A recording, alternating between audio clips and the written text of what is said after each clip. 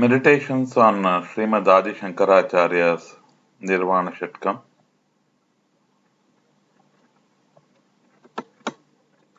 Brahmanandam Paramasukadam Kevalam Jnanarupam Dvandvatitam Gagana Sadrisham Tattvamasya Laksham Ekam Nityam Vimalam Achalam Sarvadhi Sakshibhutam Bhavatitam Trigunarahitam Sadgurum Tam Namami Namo Tassa Bhagavato Arahato Samma Sambuddhassa दादा भगवानना असीम जय जयकार हो. They are all my gurus. I am remembering them. Before we get into Nirvanashatkam, we need to understand the nature of I, the difference between Ahankara and Shuddhatma or Atma, the characteristics of Jiva, Anatma and Atma, Asmimana, Atma and Brahma. Some of these terms which I mentioned, they overlap, but we will understand it as we go along. Another concept is what is called Vyavasthit. Universe is an impersonal phenomenon based on laws of nature, including laws of karma. Nobody is running it or tweaking it.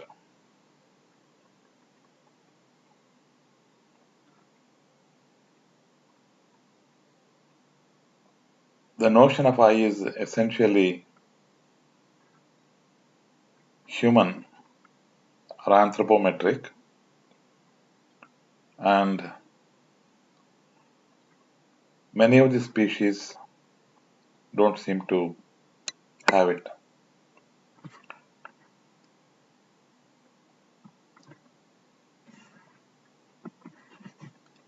Before we go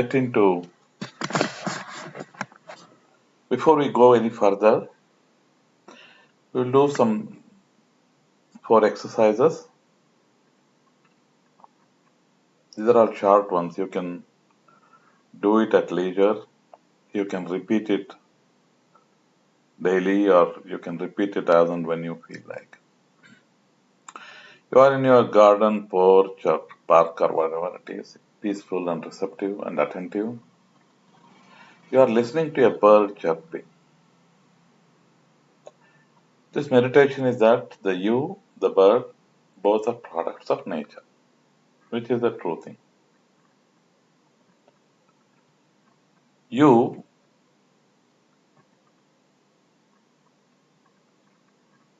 are born, have grown up, come up to this age, and Samyoga Vashati, you are in that particular place at that particular time. Your Shrotrendriya is intact, you are paying attention, and you are listening to the bird. For that listening to happen, you should understand you have got a primordial beginning. As far as Hindu, Jain, or Buddhist scriptures tell us, that we have gone through countless lifetimes, maybe right from a single cell organism up to this point, and become a human being with all the indriyas developed. And we are in this particular position. Kshetra, Kala, Samyoga, all put together, you are here listening to that. And the bird, on the other hand, has gone through similar process, gone through millions of lifetimes, and now it is a bird. At this particular point, because of some nimittas means there are some causes for karma, causes for action. Karma in this case is emanation of sound, chirping it. and it is emanating the sound, and you are able to hear that. There is a knowledge of hearing. So the right question is, it is not whether you are hearing. The right position is, hearing is happening. There is no subject here, either from the bird's point of view, birds, or from the human being who is listening. That there is a subject and there is an object, in this case the sound, or the another subject which is emanating the sound, is a Vyavaharika Bhasha. It is a transactional language. It's a mundane language. From Paramarthika Drishti, there is no hearer here, there is no sound emanating entity there. This is one thing which you have to remember.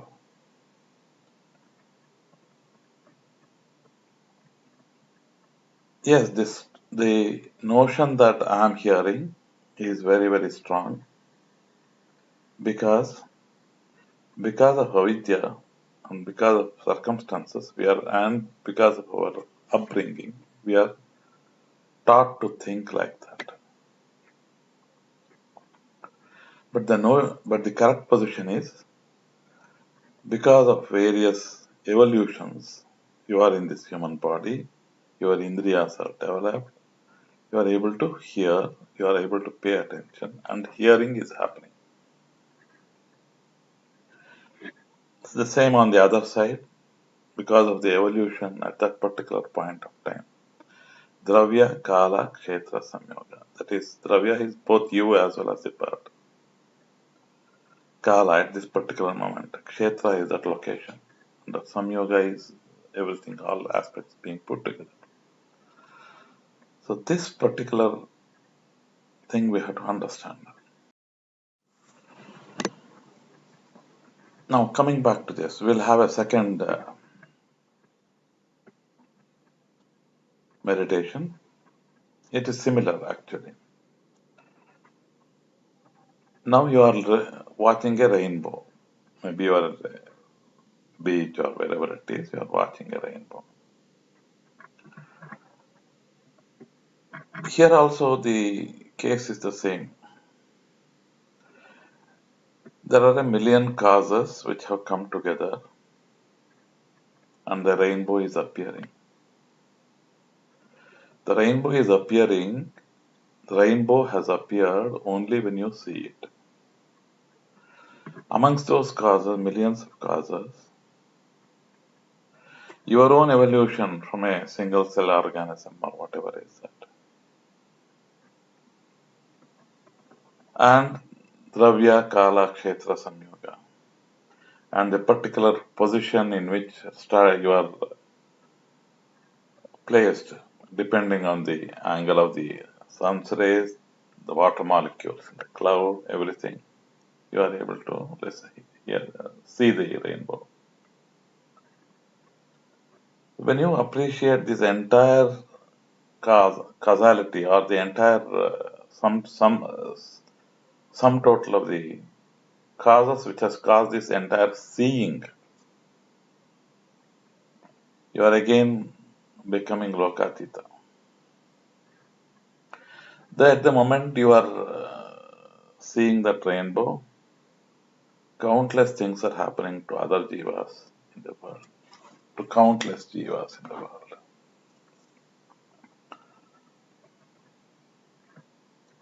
That is all the thing is based on you are watching the rainbow today is the vipaka, or it is the result of your karma. Prarabdha is your body, mind, everything, that entire apparatus it has come, and that particular position, whatever the event you are watching, your experience is vipaka. And this has come out because of karma. The same way, There are a billion or a trillion beings which are undergoing different things at this particular point of time. Some are seeking food, some are trying to protect themselves, some are sleeping, some are focused on something else, some enjoyment, some disappointment. This entire thing is a samashti, is the loka it's happening. It has got its own rule. This is come out of karma based on panchabhutas. The karmas create bodies. The bodies, because of the previous karmas, they undergo different experiences. So this entire universe is a play of this. It's a parade which is going on. When you understand this, and when you understand the fact that your own body, mind, and everything is part of the Prakriti, you are apart from that. You have become Lokatita at that particular instant when you are appreciating this.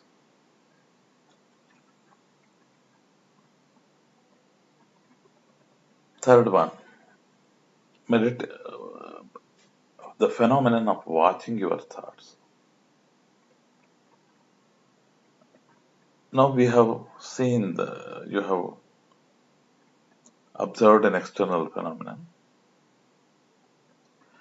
Now when you are quiet, if you watch your thoughts, thoughts just come out of your being based on your intense likes and dislikes, based on your preferences, based on your likes and dislikes, based on your greed and fear, based on your opinions, the thoughts come out. Again, those thoughts, you're watching them as a witness. These thoughts are manasic karma, rather vachik karma. That means thoughts are, they come out in terms as vitarka, in terms of manasika vikalpa. It's carried by language.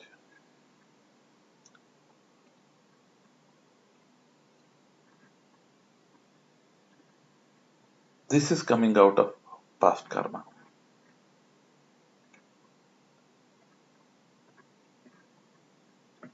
And another one is your breath. This breath is also happening now because of our pranic activity. Breath is also karma.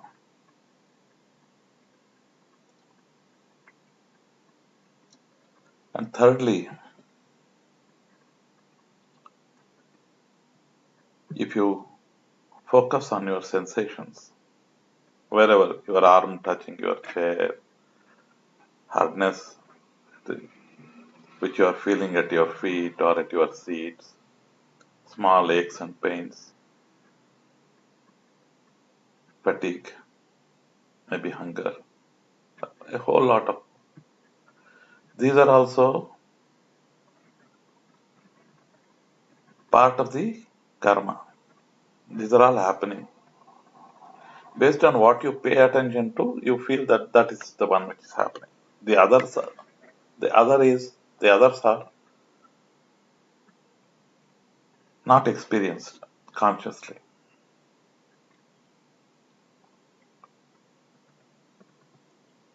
Watching the thoughts, watching the breath, watching the bodily sensations is a very important part of liberation.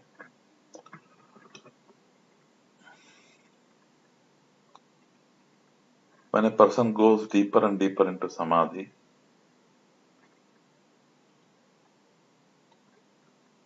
thoughts secede first. they vanish. Afterwards, the breath vanishes. Afterwards, the sensations vanish. And whatever happens in the body is accompanied with sensations. Whether you see, hear, taste, think, everything is based on sensations. Everything is accompanied by sensations.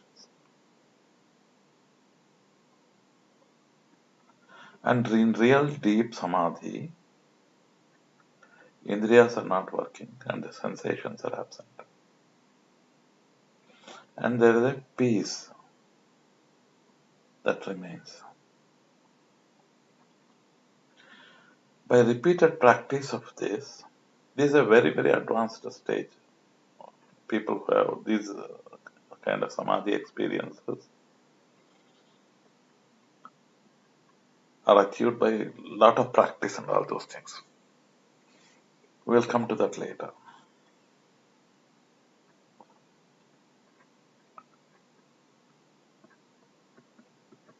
In a way, that Nirvanashatkam is an expression of this samadhi.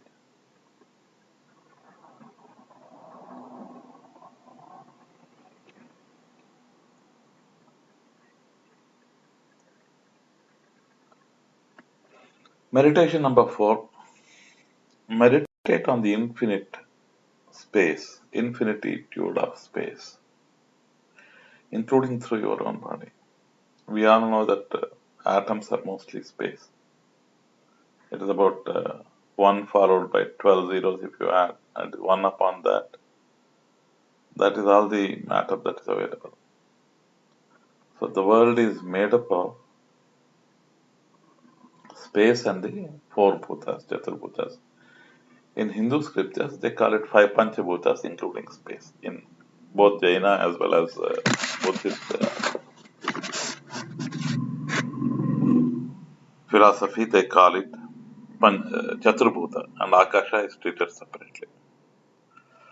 You meditate on space as being infinite, space which is infinite, and the entire space is there, including the space in your body.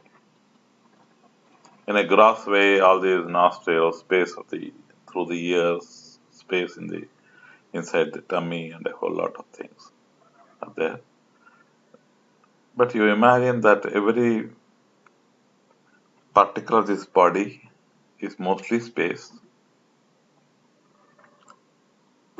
and you experience the infinity of space and the space being part of you and you being part of that space. Again, here there's no I, just a space. So this 4 meditations, whatever I have told you, essentially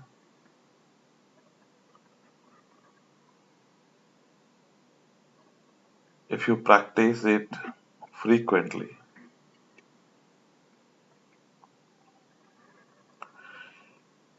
you get convinced that there's no I.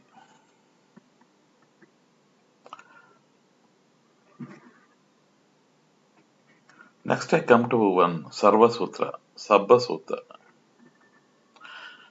Monks, I will teach you the all. Listen and pay close attention. I'll speak. What is the all? Simply the eye and forms, ear and sounds, nose and aromas, tongue and flavors, body and tactile sensations, intellect and ideas, mind and ideas. This is the all. Anyone who would say, repudiating this all, I'll describe another, something different, if questioned on, he will not be able to explain, because it lies beyond his range. So this all is what we call samashti. This is the sum total of the existence. Whatever I spoke to right now, that is mind and its ideas, and all the 5 indriyas and their objects, and the experience thereof. This is the sum total of the world. It includes the experience. Experience means seeing, hearing, everything, and the pleasure, pain, everything put together. It includes that. When you appreciate this samashti, you are again apart from it, intellectually. You are lokatita, right? Now there are some expressions about, now there is some sutras, Buddhist sutras, which I read.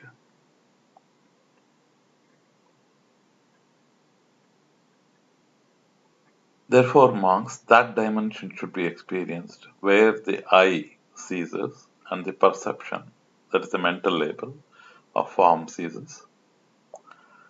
That dimension should be experienced where the ear ceases and the perception of sound fades. That dimension should be experienced where the nose ceases and the perception of aroma fades. That dimension should be experienced where the tongue ceases and the perception of flavor fades. That dimension should be experienced where the body ceases and the perception of tactile sensation fades. That dimension should be experienced where the intellect ceases and the perception of idea fades. That dimension should be experienced. This again it's a kind of samadhi state where the indriyas are temporarily suspended. There's no mind and there's no sensation in the body.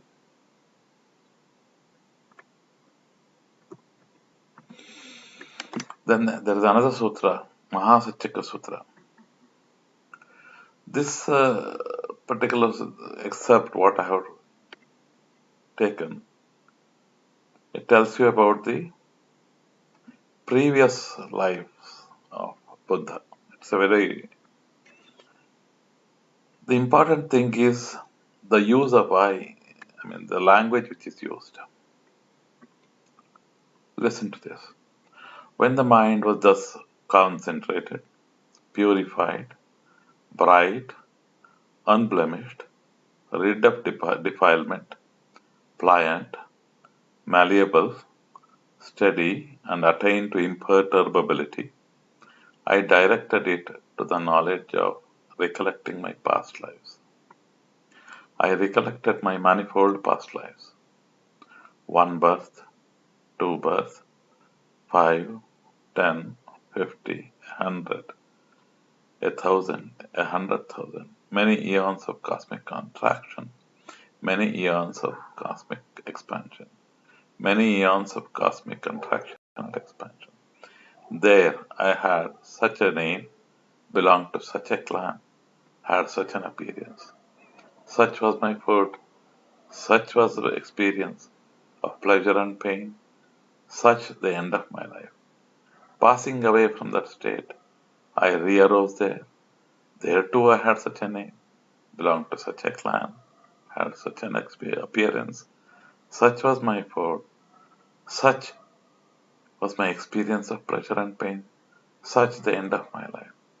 Passing away from that state, I re-arose there, here. So he's like that, he remembers. These are Buddha's words. The important thing here is recollection of past lives happen after a lot of purification.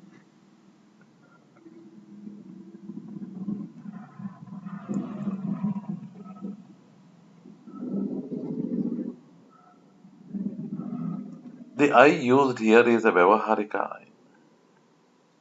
It is being used from this current life. Suppose somebody who was E in the past became D, became C, became B, and became A now. He is now A. He would use the same language. A would use I was so and so. I was B. I was born in such and such a place, in such and such a gotra. had this food, this thing. Suppose B were to recount his past lives, he would say, I was born as C, I had such and such a life, etc. etc. Which means the I what we use is in the Vyavahara is used for the current life, for the current body and form, current name, current circumstances, current personality. This is important. See, in this series of life, there is no single I. As a Vyavaharika I, it just comes and it vanishes. After the person is dead, there is no I. I as that person. Once Chandulal has, as long as Chandulal is here, I refers to Chandulal, and once Chandulal dies, there is no I which is associated with Chandulal. That no more there. So I is basically it's a Vyavaharika Satya. Apart from this notion of I, there are other experiences, other faculties Buddha developed.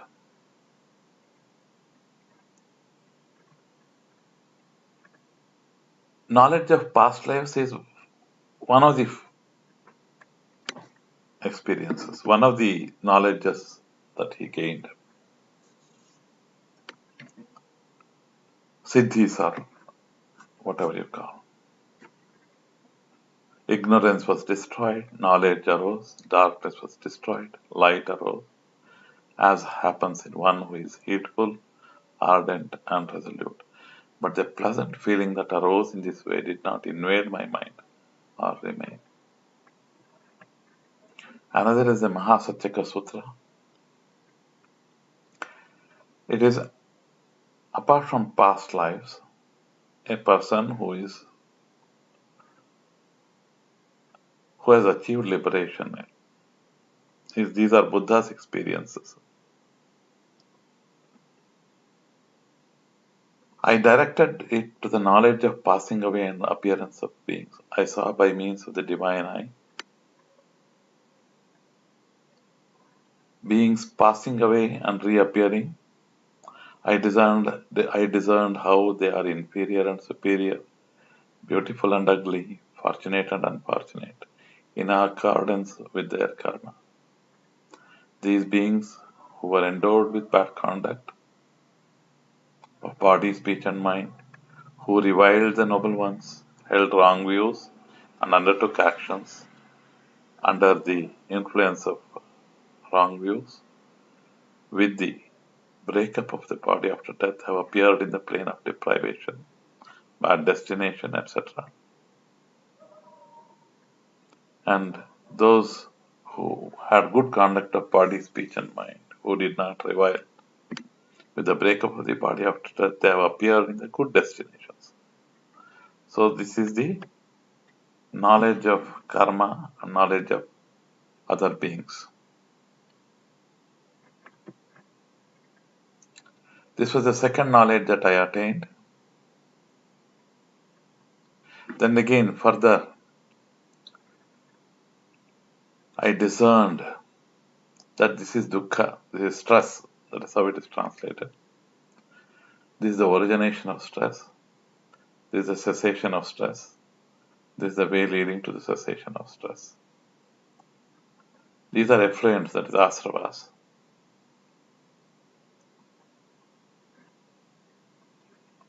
My heart, thus knowing, thus seeing, was released from the effluent of sensuality, of becoming, of ignorance, kamasrava, bhavasrava, and avidyasrava.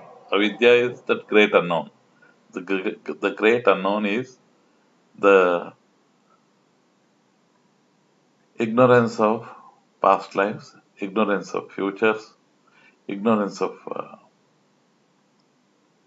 karma, loss of karma, ignorance of the way beings come up and go, ignorance of bondage, ignorance of the way leading to the elimination of that bondage. So this is how it is.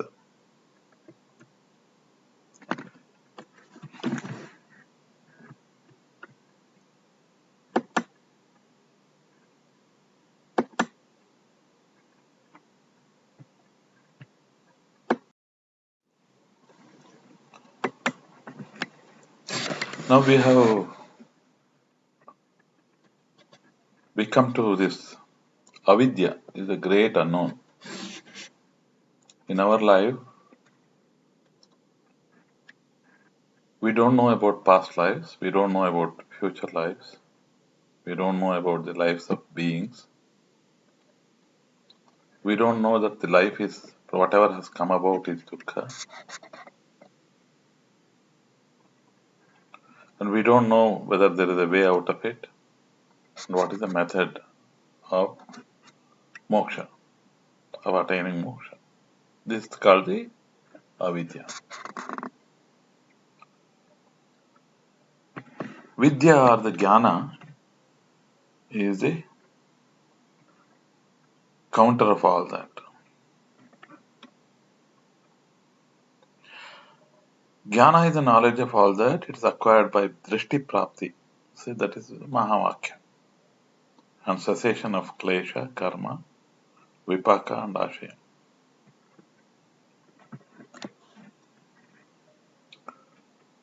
Now we come to ahankara.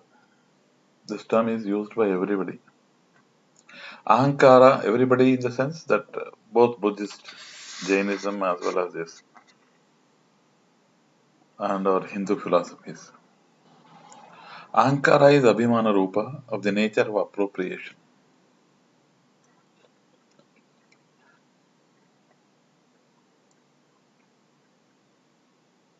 You know that you are somebody. That somebody has, it is of Abhimana Rupa, I belong to that clan,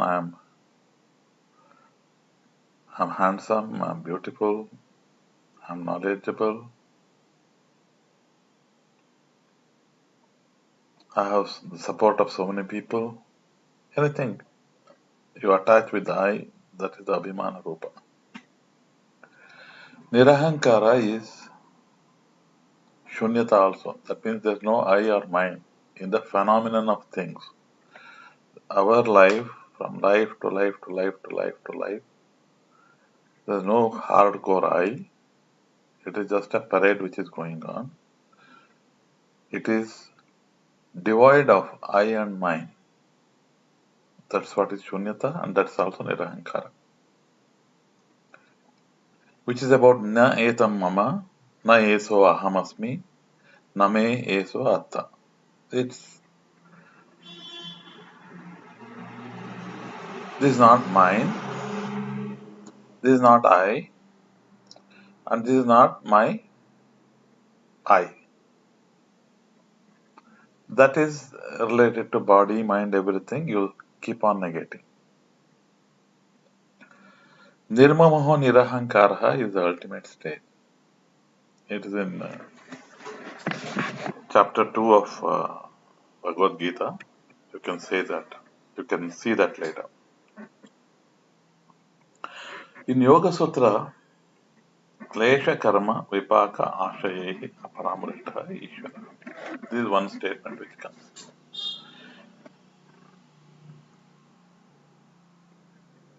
Klesha is avidya, asmita, raga, dvesha, abhinivesha. So this is as per Yoga Sutras. Raga, dvesha, moha are the basic kleshas. It includes everything.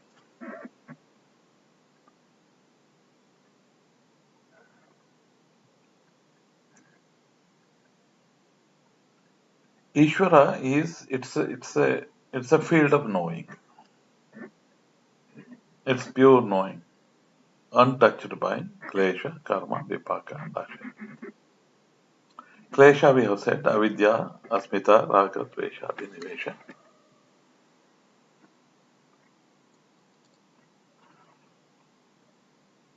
Karma is chetana, that is the intent. Intent is first, and afterwards it comes out as speech, bodily acts, and things like that. That is karma. Vipaka is whatever you are currently experiencing. At this very moment, whatever you are going through is your vipaka. It is based on past karmas. Ashaya is the stock which is available for future. It will come out as klesha, karma, and vipaka. Klesha and karma, and experienced as vipaka. Somebody who is not affected by all these three is the Ishvara. This Ishvara is Brahman also.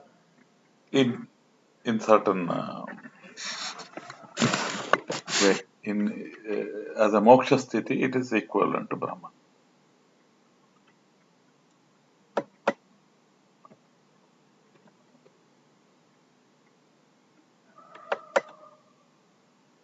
And there is a confusion about this Brahman, Saguna Brahman, Nirguna Brahman, and all those things. And people say, oh, Brahman is the cause of the emanation of the universe,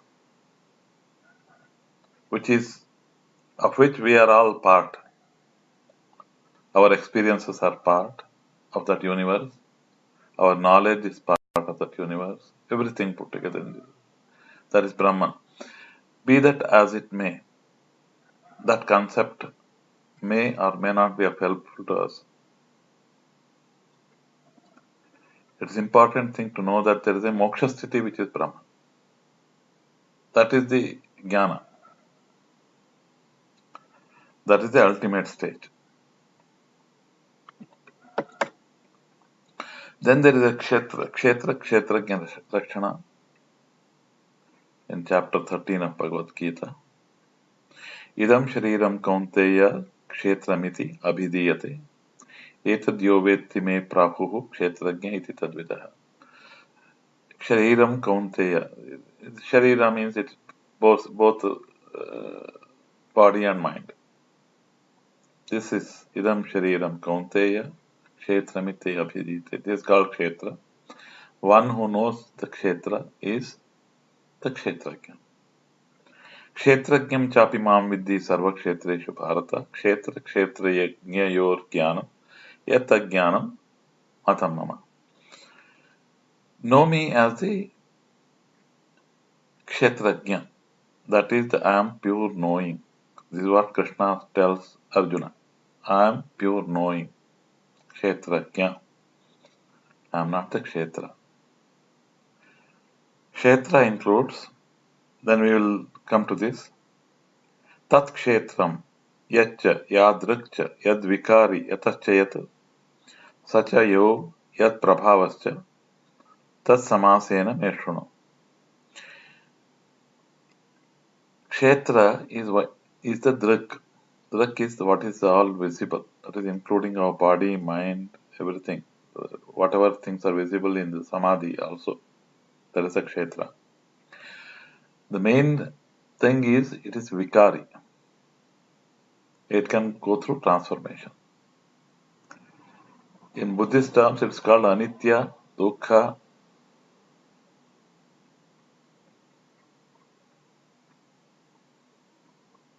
So this is the important thing. Then he explains the kshetra, mahabhutanyahankaro buddhiravyaktamevacha indriyani dashaikancha panchacha indriya gocharaha ichha dvesha sukham dukkam sanghatah chetana driti etat kshetram samasena savikaram udaharata. So Mahabhutas is Prithvi, Apas, Tejo, Vayu, Akasha. This Akasha is also a Bhuta in our Hindu scriptures. Prithvi is the hardness that we feel. Apsu is the cohesion of molecules, cohesion of any two things. Tejo is the heat, including the body heat. Vayu is the separating forces. Akasha is the space in which all these things happen. And these Mahabhutas, based on karma, body gets created using these Mahabhutas. And after we die, the Upadhyar Bhutas, that is the body which has been accumulated based on this Mahabhutas, put together, it separates all that thing and it goes into the respective hardness, returns to hardness and things like that, just vanishes. These are the basic building material of the body based on karma.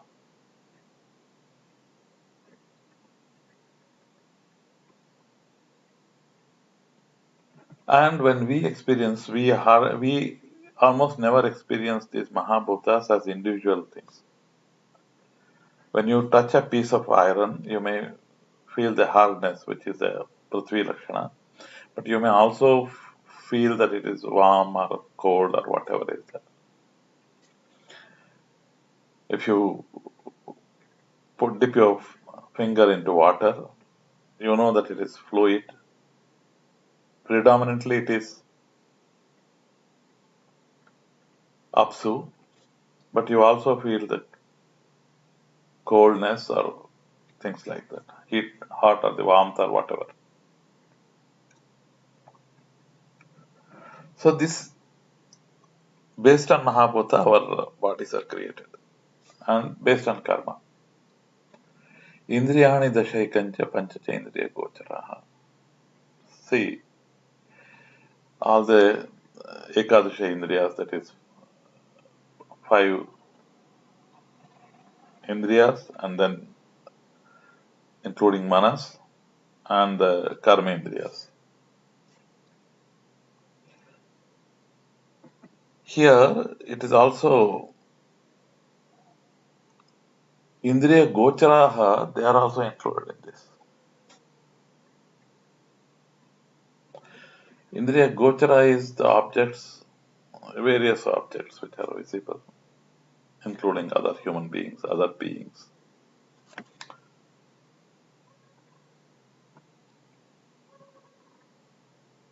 And the experience of seeing all that.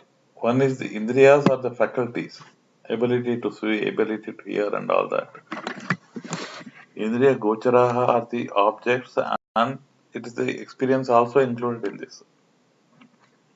Ichha, Dvesha, Sukha, Dukkha, Sanghata, Chetana, Drati. So all our reactions to the external world or the internal world, it's all included in this. Sanghata is the impact of the Indriyas and the object put together. And Sanghata is also explained as the body. The body is never separate from mental body also. Chetana is the intent and the attitude of like, dislike, greed, everything put together, all those qualities put together. Dratihi is what they call pakad. It's the grip.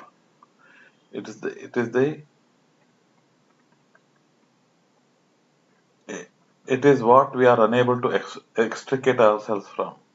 That we hold on to that. That is the drati. Etad kshetram samasena savikaram udahratam. This is the kshetra. That means the jiva, indriyas, objects of indriyas, the experiences, ichha, dvesha, sukha, dukkha, sanghata, coming together of the indriyas and the objects, chetana, the intent or the attitude towards which the individual jiva experiences the objects, and Dhriti. Dhriti is grasping and the inability to let go. These are Dhritis. Dhriti. ज्ञेयं यतत् प्रवक्ष्यामि यज्ञात्वा अमृतमश्नुते अनादिं परं ब्रह्म न सत् न असत् uchyate.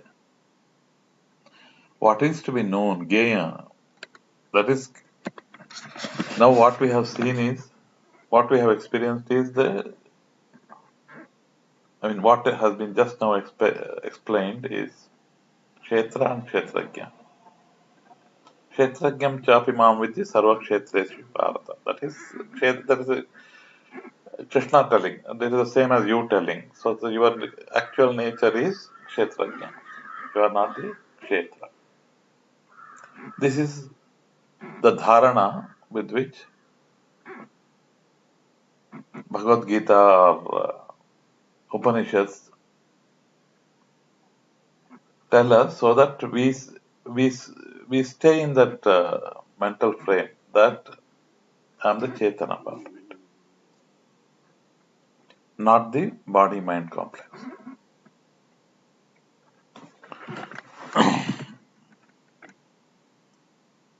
Gyayam tat yatat pravakshami yajnatva amrtamashrute anadimat param brahma na sat na asat uchate. So this Brahma is manovacha gocharam. It is indescribable. It is the source of all life. It is described as the source of all life. It is also described as the state of moksha. It is both sat and asat. Both exist and not exist, kind of. When we did those 3-4 meditations, we explained to you about lokatita sthiti. That means once you know that this entire samashti, this entire world is only this, it is the sum total of the objects and the indriyas seen and the jivas which are born and die. You are apart from this world. Once you are in that particular state, your knowledge is apart from the lokatita knowledge.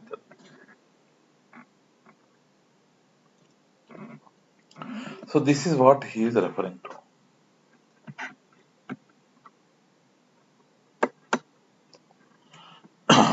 In Bhagavad Gita chapter 2, Vihaya Kamanya Sarvan Pumam Sthirti Nispraha Nirmamo Nirahankara Sashantimati Gachati.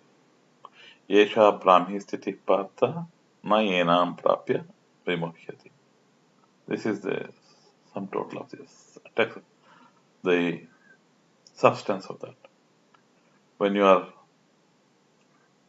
don't have any desires, when you are nispraha, that means you are attached to nothing, you are in the nirmamo nirahankara state. Nirahankara, nirmama as to the other objects, as well as to your body. Nirahankara, there is no I, that is there. That is the Brahmi Sthiti. There is no I because everything is a play of Prakriti.